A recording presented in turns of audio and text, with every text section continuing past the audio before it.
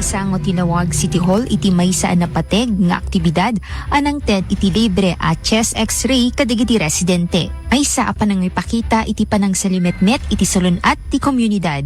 Dagiti nakaala iti benepisyo ket dagiti adda kontak kadagiti pasyente ti tuberculosis, dagiti aguy-uyek iti lasod ti dua alawas, dagiti addaan diabetes, kenda dumapay a medical conditions, senior citizens, ken dagiti drivers ti tricycle ken pampubliko a lugal.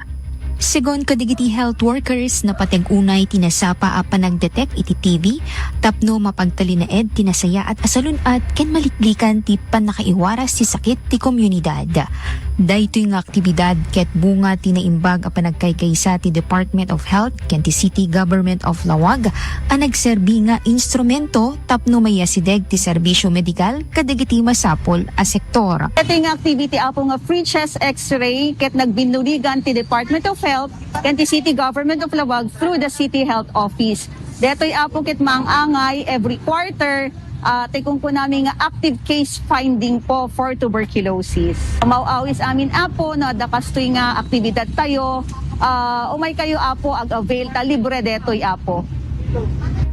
Nakita iti daytoy a programa ti kinapudno a panangipateg ti gobyerno iti preventive healthcare saan laing a panagagas no adda sakit no diket panangsalaknib sakbaypay a dumakkel ti parikot. Iti agdama agyaman dagiti residente iti naited a libre a serbisyo. Amang ipakita a babaen iti panagkaykaysa mabalin a mapapigsa ti kampanya kontra TB ken mapagtalinaed ti salunad ti komunidad.